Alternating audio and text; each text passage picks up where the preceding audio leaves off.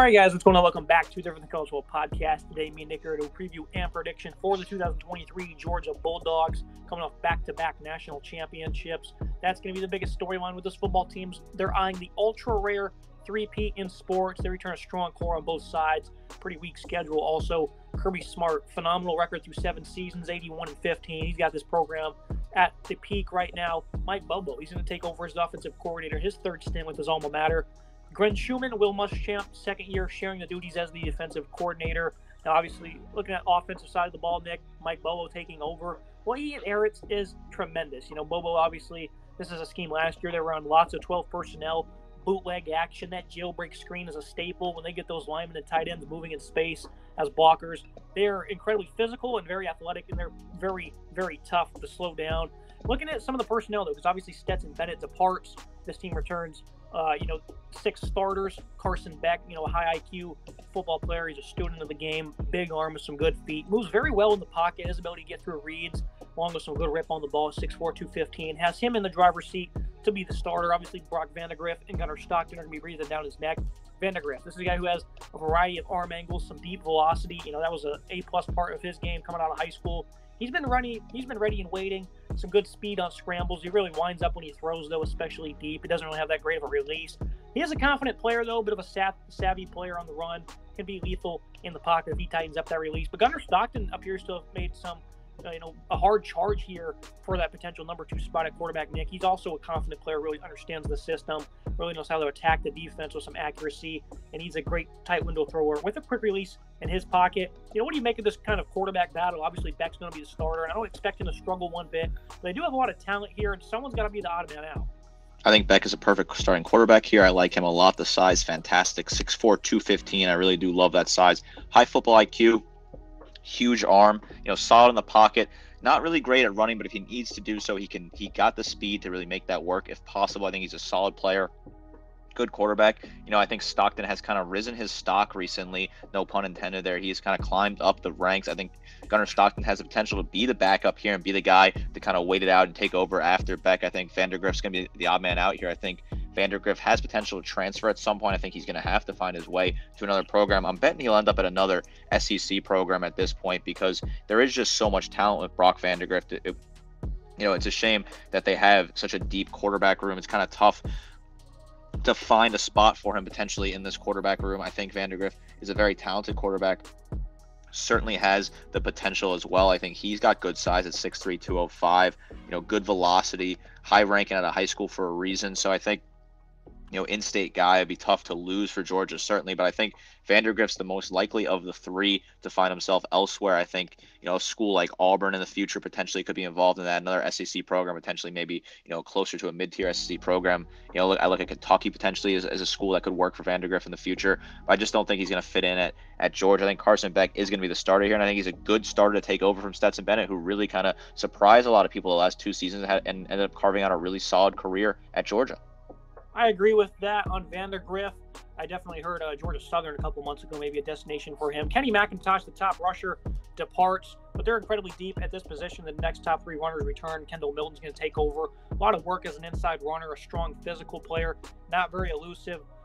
Good explosiveness on the edge, but he only has solid speed, not exactly breakaway at 6'1", 220. Dejon Edwards, he's a one-cut downhill runner. Good strength for his size of 5'10", 201. Slices through gaps. Plays with good pad level. Isn't the most elusive. Branson Robinson, a big, thick frame. Really fits this scheme as a downhill power runner. Not very creative, though. He's also 5'10", 220. The thing I love most about Georgia, Nick, is this team averaged 5.5 yards per carry last year. And these backs, they averaged either 10 attempts per game or less. They keep these guys incredibly fresh. McIntosh was the leading rusher in terms of attempts with 150. Edwards had 140. Everyone was between 50 and 90 behind him there. So this team, they've done a great job over the past couple years. They have great depth everywhere, but this running game, they have it down to a T. These guys are incredibly fresh over a 15-game season. It's really become a staple here in this Bulldog program. Fantastic rotation with the running backs. They keep the good balance. Dejon Edwards, fantastic back, 771 yards on the ground this past season, 5.5 yards per carry, 7 scores for him. He also had 4 catches for 100 yards receiving. Pretty solid numbers from Edwards. Milton, I like him a lot, 590 on the ground this past season, 6.9 yards per carry, 8 scores for him. He's got, he's kind of their go-to back in the red zone. I like what he can do there. Branson Robinson, 330 yards on the ground, 4.9 yards per carry, 3 scores for him in limited touches. Like to see him be involved in short down situations. This is a very good trio here. I like the depth a lot. There is some serious talent here. They also have a 5-star freshman. They also have a freshman in Roderick Robinson, who is a highly recruited freshman out of high school, on the depth chart as well. So there's a ton of depth at running back, a lot of talent here. You look at the receiving core, they returned 3 of the top 5 pass catchers. This team was 5th on third downs last season because they were so incredibly efficient. They lost 7 players in the portal, 5 of which at wide receiver. The only 2 adds they picked up were Robert Thomas and Dominic Lovett. Obviously, this is a team that really doesn't really have to attack the portal much, and they don't. They only do so to pick up elite players that will make instant impacts. Robert Thomas from Mississippi State, 6'2", 200. He was arrested in January. A felony was dropped. He's expected to be a full go this upcoming season. He's a physical wide receiver. Wins outside as an X. Great at contested catches. Some really good focused. I like his speed and ability after the catch also. Rarely seems to separate with ease. Does have occasional focus drops also. And then Dominic Lovett's the complete opposite. This is a guy that's excellent at separating. Great at winning inside. Great speed. Mainly a slot guy, but he can line up in a variety of different spots for him. He has elite hands. 0 drops this past season for Missouri. A quick jab step at the start of his routes allow him to get open. Blows past defenders. Quick feet. And then you also have Arian Smith, a guy who has been really made of glass the past couple years, always hurt. When he's on the field, he has elite speed. And then, of course, Brock Bowers, you'll throw him in the fold also. We'll talk about his scouting report in a second.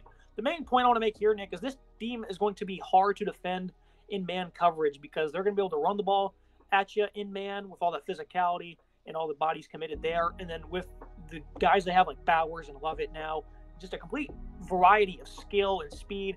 Playing man against this offense is just not going to work for anybody. It's going to be incredibly deadly. That's why this unit is an A+ for me. Kirby Smart did some small work in the portal on the offense. He grabs 2 guys from SEC programs, grabbing Lovett from Columbia, Missouri, and Ra Thomas from Starkville, Mississippi, from Mississippi State. Ra Thomas, very talented player. Really nice get out of the portal for me. Might face a suspension early in the season. Of course, the charges were dropped, but he could potentially face some disciplinary issues early on. But overall, very talented player. I like what he can do a lot. I think he's a really good player coming over from Mississippi State. He was their best wide receiver this past season. Love it. Good wide receiver coming over from Missouri. I like Lovett a lot. I think there's a lot of high upside potential with him. Kind of like him in that wide receiver Y role. Good experience there. Ladd McConkey, very good wide receiver for them.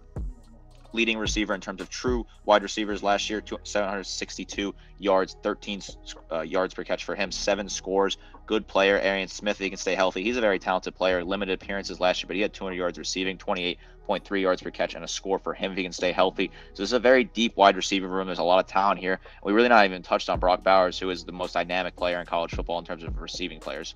6'4", 230. Brock Bowers, elite athlete for that size, great breakaway speed, gets up the seam in a hurry, great concentration, strong hands, ability to leap, catch overthrown balls, contested catch winner. He's more than a willing blocker. Probably the greatest tight end talent I've ever seen. Oscar Delp looking to get involved, 6'5", 225. Still listed as a tight end. Great catch and run skills. He's pretty elusive also. Fluid route runner, some strong cuts. Gained experience as a blocker this past year. Certainly needs to continue to add weight. Then Ladd McConkey certainly coming back to make a big impact. Great in the open field with some fluid feet. Always looks to get open. A space creator. Has been a big asset as a returner. Good at fitting in the zone. This is a player that certainly has had some issues off the field, at least when it comes to people talking about it. All over Twitter, you seem to see something with Ladd, but he does stay out of trouble. But I think certainly his work ethic definitely needs to improve this year if he wants to have a shot at the NFL. Georgia isn't the deepest when it comes to the receiver position, but when it comes to top-end guys, Ladd, Dominic, Brock, they've never been better at this position, Nick. I think they're going to be phenomenal in 2023 for whoever's throwing in the football. Certainly good wide receiving core. Brock Bowers, the most dynamic player I've seen on offense in college football in terms of a tight end. I mean, best tight end I've seen. Just this guy can do everything. They can hand the ball off to him. He can catch the ball. He can block. Almost 1,000 yards receiving last year. 7 scores for him.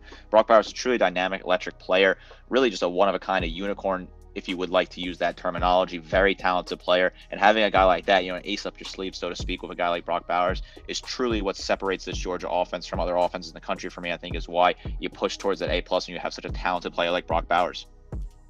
And one thing about Ladd McConkey I want to clear up is a lot of people, I think it was after that Kent State game where he had a fumble, they said, they seen him in the bar partying a little too hard the night beforehand, and I think that's been talked about numerous times over the past year or two. So that's just one thing I want to say about that, Nick. Not sure how much you've heard about that because he's an incredibly hard worker and has done a great job for himself, fitting into this roster and being a top receiver for the Bulldogs.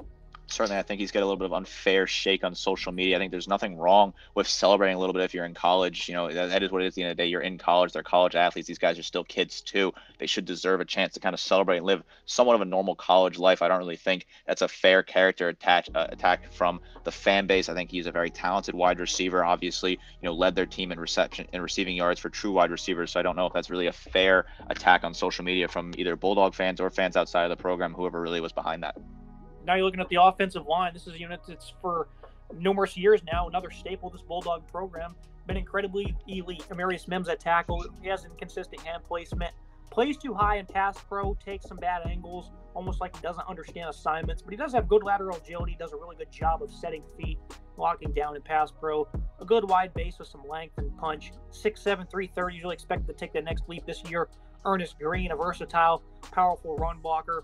Fluid athlete that can move up the field very well. Make some good blocks at the second level. A mean blocker. Another guy who's 6'4", 330. Xavier Truss. He had 725 snaps at left guard this past season. Some good explosion off the ball. He struggles to stay engaged, but he's an active guy with some high hands. Another dude who, look, 6'7", 320. These guys are massive. Both starting guards are back in total. Tate Ratledge, good ability on reach blocks, good balance. Isn't all that strong. Good pass protector. Allowed only one sack this past fall. And then Cedric Van Pran back at center. Athlete who's a great leader, very vocal, quick feet, locks on well against opposing defenders, some active hands with a wide base. Nice choppy feet. Technicalities certainly need a little bit of improvement. 6'4", 310 for him. The size is pretty elite here, Nick. You can't get really better in this offensive line. I think from a physicality standpoint, regardless of what the talent is at, they're always going to be number one in that category on Saturdays. I love the physicality. Kirby wanted to build in the trenches when he first got to Georgia, and that's been something that he's worked on. On both sides of the ball, the trenches on the offensive line are fantastic. Both guards returning, very good fighters. I mean, the size at the guard position is fantastic. 6'7", 320, 6'6", 315. You really can't beat that sort of size.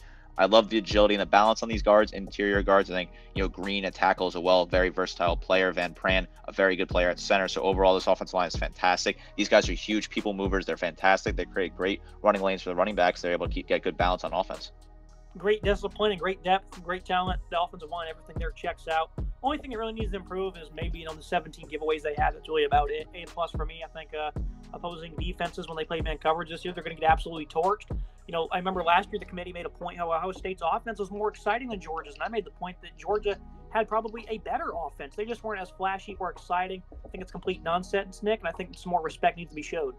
I agree. I think they do deserve a little more respect, obviously. Georgia gets all the love for the defense, and rightly so. The defense is very dominant. But this offense last year was nothing to joke at. They did put up a lot of points. Putting up that total of points. I know the schedule wasn't incredibly strong, but 41.1 points per game, fourth in the nation, 500 yards per game. They were top 20 in every category in terms of the big categories in offense. So that's a huge thing for your offense. Some people say that they're not flashy like your Ohio States, your Alabamas, teams like that. But I think they get the job done. They get yards on the ground, they get yards through the air, and they're very efficient. Now looking at the defensive side of the ball, fifth in points per game, a little over 14 points allowed per contest. They were easily first in rushing defense. Once again, I think that's 4 or 5 straight years in a row they've been top ranked in that position.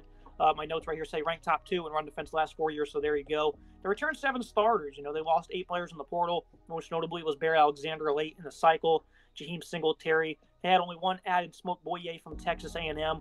Look at the defensive line, though. They certainly don't have the talent they had 2 years ago where they had numerous guys go early in the NFL draft. Michael Williams, an ex-5-star recruit, finally got to go late in the year last year. Really made an impact. This guy has good speed to power. He's a great bull rusher, great overall power. Stands up opposing offensive linemen and just walks them down with some relentless effort. Uses his hands well. Good length. He has that explosive first step. Great pursuit for being 6'5", 265. He can line up on the interior also. Likely projects as a primary edge player, Nick. He was one of 2 true freshmen on this defense that made an impact. Next to Mike Well, it's going to be Nazir Stackhouse. A gas tank leads to poor effort at times. He certainly needs to improve his conditioning. A good shoulder, though. He leans very well to slice through some gaps. Upends offensive lineman at the point of attack. 6'3", 320, great when it comes to contact in the hole. Marvin Jones Jr., a guy they're looking to get on the field a little bit more this year. Long, athletic pass rusher. Missed all of the spring, but he does have a variety of pass rush moves with an elite first step. And then Chaz Chambers. The pass rushing plan is very basic. He ran straight at Darnell Washington 20 times last year. with the same exact plan. He's significantly undersized compared to Darnell Washington, and a bull rush was all he had to offer. He seems best to be used on stunts, a third-year player with some solid rip, some nice hands. But on less lengthy tackles, he certainly struggles. The height and the frame makes him a liability versus those bigger offensive linemen like Darnell Wright. The biggest concern with this defense, Nick, is the edge rushing presence. Michael Williams is obviously going to step up in that department, but they're also going to use him on the interior a good bit. When it comes to pure pass rushers, Chaz Chambliss is really all they have, and he's not really that good, at least when I watched him on tape. And again, like I said numerous times last year, Georgia's going to find a way to get their production and their sacks regardless, especially when they're in timely times. But I don't think I'm very concerned one bit about the defensive end. Georgia will find a way to get it done every single year. Kirby Smart will find a way to coach his boys up and get it done, certainly. Mikel Williams will be that main presence on the edge, 28 total tackles this past season, 6.5 tackles for loss, 4.5 sacks for him. Chambliss, good player. He'll be also on the edge, kind of throw him on that left side potentially. I like the size there. I like the speed with him, 16 tackles this past season, 3.5 tackles for loss, 2.5 sacks. Of course, the film, it is concerning. I do agree with that assessment. The film I also watched was concerned, struggled against Tennessee, like you pointed out. But I think he is a talented player. Nazir Stackhouse, obviously there's some concerns with his effort. He gets a little tired very easily. Certainly a 2-down player, but when he is on the field, the production is there. 33 total tackles, 3 tackles for loss. Good player. Clogs the middle, fantastic. Warren Brinson is another guy I'm looking at. He had 12 tackles this past season in limited actions, 3 tackles for loss and a sack for him. Marvin Jones Jr. could potentially step up as well. He had very limited action, but he's a good young piece. There is some depth here. These guys, they have depth in Georgia always on the defensive line. They know how to recruit. They bring guys in. There's a lot of talent in Athens, certainly. They'll find a way to get after the quarterback, certainly, and be able to clog the run. I don't know if they'll have the same sort of run defense they had where, 77 yards per game given up is an incredibly low number. I think they'll be a lot closer to 100 than that, certainly this season, but there is so much talent here. They'll find a way to get it done. I think maybe 80 or 90, maybe a more realistic estimation. Zion Lowe, Warren Brinson, 2 seniors you alluded to. Stackhouse, also a veteran. Tramel Walter, a redshirt senior in his own right. So there's some veterans here. Not a lot of names that really pop out at you for the casual fan like a couple of years ago. But these guys are very impactful. They got good size, good discipline, great heart and toughness. So outside of the edge rushing department, it's really the only concern with this defense, especially when you see who backs them up. Jamon Dumas-Johnson at linebacker, good play recognition, very good sideline-to-sideline pursuit player with some nice speed. The explosion is very good. He lacks physicality as a pass rusher, but he has a good leader and he has some good timing on delayed blitzes. 6'1", 245. They're going to pair him up with Smell Munden. Gets down the field in a hurry. A good tackler. He's very athletic in coverage. He's a thinner frame guy, 6'3", 220. But overall, this is a very good linebacking duo. Xavier Sore, he's looking to get involved this year. May move him to outside backer. Some good strength, but wasn't ever a physical player downhill in high school. Obviously, that'll get corrected at Georgia. One of the top linebacking cores in the nation, Nick. What is your assessment of these guys? Certainly a lot of talent here. Smell Mundon, fantastic player, top returning tackler, 76 total tackles, 8 tackles for loss, 1 sack for him. Had an interception as well. Dumas Johnson, a natural-born leader, 70 total tackles for him, 9 tackles for loss, plus 4 sacks. Good numbers, certainly 3 pass breakups for him, too. Kind of do-it-all player. I really like what I see out of him. Xavier Sori as well, a young guy. Didn't play a whole lot last year. He only had 3 tackles in 12 games, kind of sparsely playing, but he's a very high upside player. They like him a lot in Athens. I've heard a lot about him. That is a redshirt sophomore. He's going to be a guy they want to look at to get in late in games. Very talented player to have waiting in the wings. Now looking at the secondary, this is an incredibly talented unit, but I think they've let them down at times. Going to the LSU game, we both said that the Tigers are going to lose. They're probably going to not cover the spread either. The Bulldogs are certainly going to win that game with ease. But the one thing we wanted to see was how that secondary would do against a greatly talented receiving core fielded by the Tigers. They did not pass the challenge one bit, allowed 500-plus yards. Some people try to say that's garbage time. That is not true one bit. And that's the reason why I picked them to lose to Ohio State, because I feel like the secondary would not do very well. I picked them to lose the SEC title game 2 years ago to Alabama when everyone thought Alabama was going to get crushed because of the secondary. It's exactly what happened. I've called them out numerous times. I did say they would be bad against Tennessee. They proved me wrong that day. They held up very well in man coverage against Hendon Hooker and those boys. But for the most part, they've not passed the test against these higher flying offenses, Nick. And when you look at who they have at talent, this should not be happening. Kamara Lassiter, some good quick feet, mirrors opposing wide receivers. Against LSU, he was actually very good. The Tigers made almost no plays on his side of the field. Great speed. At times gives up too much on his back pedal, but in terms of ground. Galen Everett, the other cornerback position, feels routes very well. Great physical press player with some nice hands. He's aggressive at the catch point. A 4.44 40. He can really shed blocks in the run too. Pretty ripped athlete. Malachi Starks, that second true freshman that got involved last year, acrobatic athlete, great run stopper, student of the game. Often had coverage busts and some poor angles as a tackler, but he is a great tackler nonetheless. He gets downhill in a hurry. The versatility. He can line up all over the place, especially in the box. Allowed nearly 600 coverage yards, though, so the ball skills he had, they certainly did not play into effect at times. But that's not really a big concern for me as a true freshman in the SEC. Nick, you're obviously going to make some mistakes.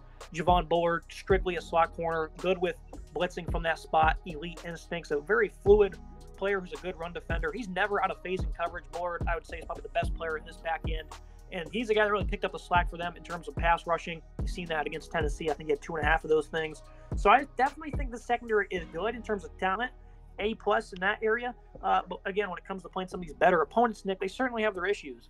We have certainly been critical of the secondary at times against teams that are stronger. When you look at the schedule, we'll talk about that in a second. There's not a lot of teams on there that think can test the secondary early on, which I think is certainly part of the problem. The secondary does not get tested week in, week out, and they find themselves kind of sleeping, and they find them sleepwalking their way into games. And when you play teams like LSU, Ohio State, Alabama, teams that have so much talent at wide receiver, you can find yourself lacking. Ohio State, you and I both said that from the jump. You go back and watch the video that we thought the Ohio State wide receiving core would have an absolute field day against the secondary, and that's exactly what happened. They had a great day. We saw it coming from a mile away, and really Georgia got lucky to get out of that game. Ohio State probably should have beat them in the playoffs, and Georgia gets away lucky with it, and they find their way into the national championship game. I think there's a lot of talent here, and these guys just have to step up. I think it's unexcusable for them to play the level they have. Malachi Starks played great as a true freshman, but there was something that you felt like was missing at times. He got lost on occasion, especially against those tougher wide receivers. 68 total tackles for him, 1.5 tackles for loss, 2 picks, 7 pass breakups. The sky's the limit for him. He's only going to get better. Very talented player.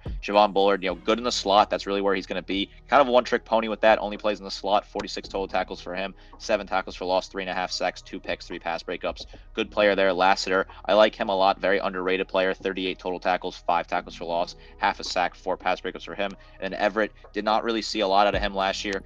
Limited playing time for him. He's got to step up big. He's got big role to step into here. He had 13 total tackles and 1 pass breakup. I think the secondary is the only weak spot on this Georgia team, which even saying that this secondary would be the best on any team outside the SEC, there's a lot of talent here. I just get a little concerned time to time when they get beat by those bigger, more talented, more physical wide receiving groups that you see in schools like USC, Ohio State, Alabama, schools of those nature. And Smoke Boye, the only ad in the portal from Texas A&M, elite ball skills, very sound hips that allow him to cover lots of ground on his back pedal. Does a good job of being on an island in man. And like you said, they certainly have had some issues, but when you look at the 2 deep, Dylan Green, a former high-end 4-star, Dan Jackson is really good for them at safety. He's back. And then Tyke Smith is still there. I mean, on the 2 deep, this is probably the best secondary in the country. They definitely need to step up at times, though. And like you said, it's in conjunction with them not being tested every week. Whenever this D-line struggles, the secondary also struggles. They get burned. They do not seem up for the challenge. That's one thing Kirby is well aware of and one thing that needs to be fixed. And obviously, we're not trying to be too highly critical because they've still been very elite on this side of the ball. Those 2 things continue to seem to go hand in hand with each other, Nick. It's kind of like grasping at straws here. There is so much good about this Georgia. It's hard to find things to say negative when you really look at it, but I think the secondary, there are some issues when you play those more talented teams. If the defensive line is struggling, it kind of cascades and the secondary finds itself in trouble. And I think with the way the secondary lapse sometimes, it can be a real problem. When you play those smaller teams where this defensive line is dominating, the flaws in the secondary aren't noticed as much because they're stuffing the run and there's no production. But when a team like LSU can start to figure out some momentum, same thing Ohio State, kind of figure out some momentum and balance it on the ground. We saw LSU and Ohio State both balance their offense on the ground and then hit you through the air when they needed to. Georgia had no answers. They were struggling to defend the ball through the air after getting hit, gut punched over and over again on the ground by both those schools in back-to-back weeks. So I think it's certainly a flaw for this team. I think Kirby Smart knows that. I think they've seen the film and they've gone over that. I think that's the big thing they're going to want to work on this year. Look at the schedule preview and prediction. A new QB and a somewhat new offensive coordinator are the only headlines for one of the nation's top offenses. The O-line will continue to get better. The run game is deep and fresh. Brock Bowers is one of the nation's best players, one of the greatest talents I've ever seen.